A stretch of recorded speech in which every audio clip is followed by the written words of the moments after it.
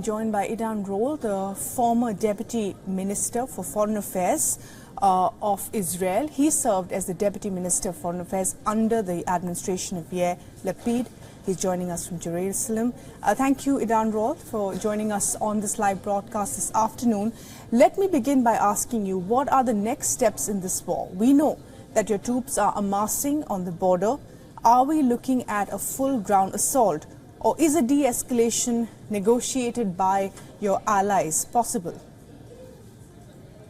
I can't go into specifics about what's ahead as far as our attack on Hamas.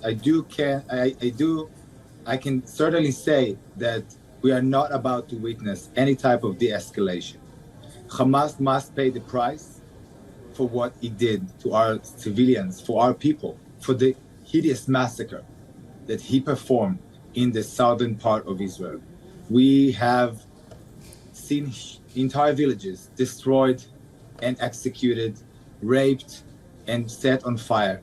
We will retaliate with force like never before, and we will make sure that Hamas can no longer threat or attack the civilians of Israel. That is our duty, and we are fully prepared for it. So I cannot share the actual plans, but I can say that we are fully prepared to make sure that Hamas will pay the price, and that will be a game changer. That will be a game changer, you're saying, but the fact is that you're saying that de-escalation at this point is not possible, but Anthony Blinken has arrived in Israel, as America is still, of course, deploying its weapons in Israel. The German minister has supported you. The Saudi Prime Minister and Iran have had a phone conversation. The Arab League is asking for a ceasefire. If there is no de-escalation, are there concerns that this could be a regional crisis? I think that the international community tries to refrain from a regional crisis. I do, however, think that when people look at the scheme of things in this region, they understand that everything is connected. I mean, it's a long-known fact that Iran uses different proxies in the region like Hezbollah and like Hamas and others in order to create chaos and to create terror attacks.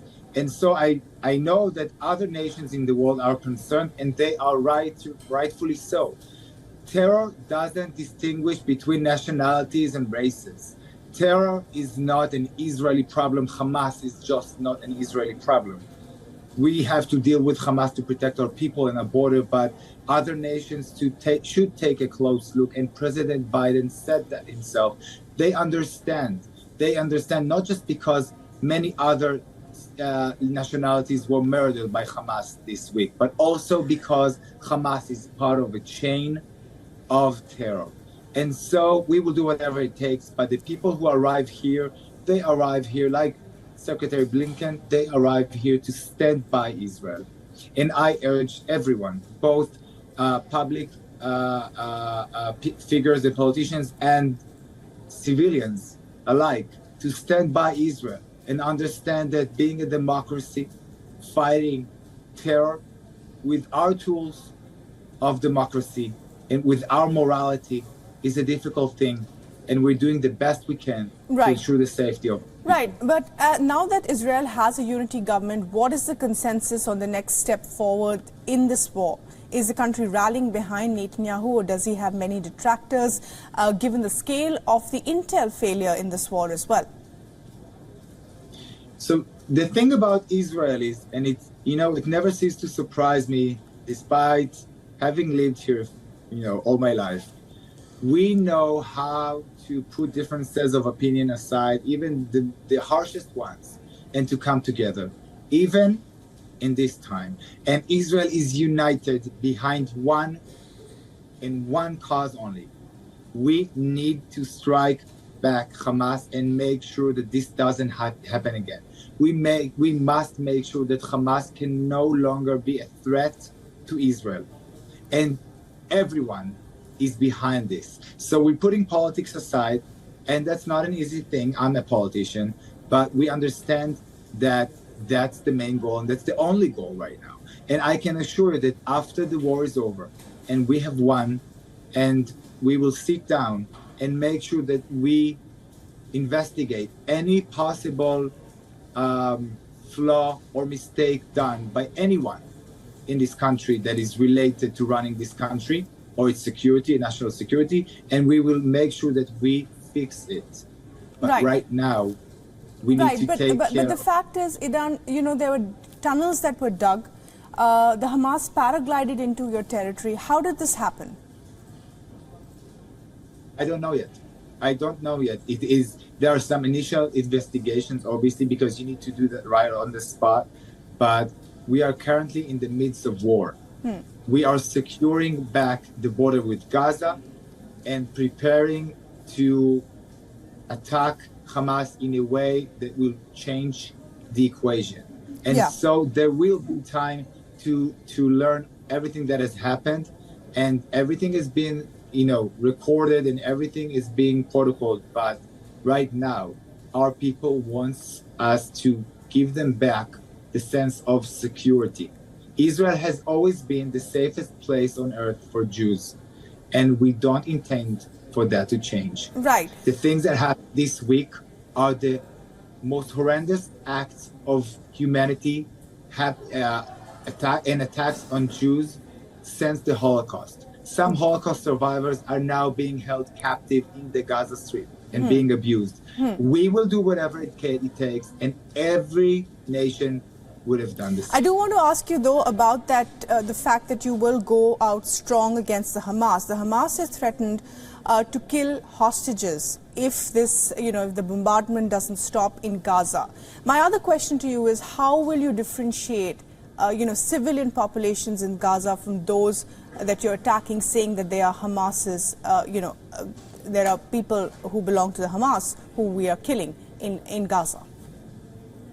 Well, I can answer that from firsthand, from experience, because as part of my job as an Army Reserve officer, I sat in the rooms where they had to make the call last second before attacking.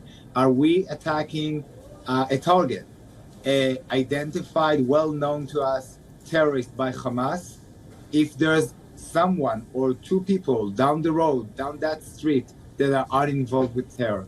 And I can't express to you how many times I've witnessed with my own eyes the military aborting attacks in order to safeguard people who are not involved with terror. Will you allow a humanitarian corridor? We know that in Gaza as well, 1,000 civilians have been killed. And what does it do to your hostage crisis? I ask you this again, because if there is an escalation, what does it do to the hostages that are with the Hamas? The hostage crisis is a terrible crisis, and it's too early within the stages of war to declare how it will unfold. And there are people that are in charge of that. I do think that the questions that should be asked by the international community is to condemn Hamas and tell them to release all of those hostages. May I remind you, they are not soldiers. They are innocent civilians, children, young mothers, elderly people, Holocaust survivors, people with disabilities. These are the ones who are being raped and are being kept in Gaza. So I think the question shouldn't be about what we will do, but rather telling Hamas and telling everyone associated with Hamas that they need to release them right away. But I will say... Yes. There are unconfirmed reports, Iran, that the Hamas has released one woman and two children. Will you allow the Arab League or the Arab nations to broker some sort of middle ground here? I ask you this again. As far as I know, this is a false report. Okay. I'm not sure, but this is what I know, that this is a false report, and I do believe it's a false report, judging from my experience. Look, we've had so many different rounds of war with Hamas. And I think the world every time talks about how they can help the people of Gaza, and many forget that we don't hold the Gaza Strip. We left the Gaza Strip under a big cost for us with people and lives in 2005. Hamas took over, held election, and these were the last elections to be held. Ever since, they have building tunnels of terror under schools, under hospitals, and under mosques. This is their tactics. This is their strategy. It's time for the world to say that, and you know, whoever is dealing with this on a daily basis, know that just a week before they attacked us, we made different concessions in favor of Gaza in order to stabilize the humanitarian aspect. It's time for Hamas to stop using them as human shields and stop bringing chaos upon the Gaza Strip. At the moment, I know one thing. We need to protect our people, and this means Hamas will pay the price so it can no longer attack us, fire missiles at us, or kidnap our people. Right. And I do have to say, you're talking to someone who has family in those villages where people were burnt down and executed, where young kids were executed. My family, my uncles, they were kept inside their bomb shelter for 2 whole days, some of them alone in each house, with Hamas terrorists roaming inside. They infiltrated their houses. Some of them got their houses set on fire by Hamas in order for them to leave the bomb shelters and get shot in the head. Right. These are things never to be witnessed before, even not by ISIS. The world must realize that. Well, absolutely. And, you know, emotions are running high at the moment. And, of course, all our prayers are with Israel at the moment and all those people who are losing their lives in this war. Idan Roll, former Deputy Foreign Minister of Israel, thank you very much for joining us. You say that there will be no de-escalation going forward. Hamas will pay the price, which will change the complexion of what happens in this region. Thanks very much indeed for joining us with your thoughts. Thank you.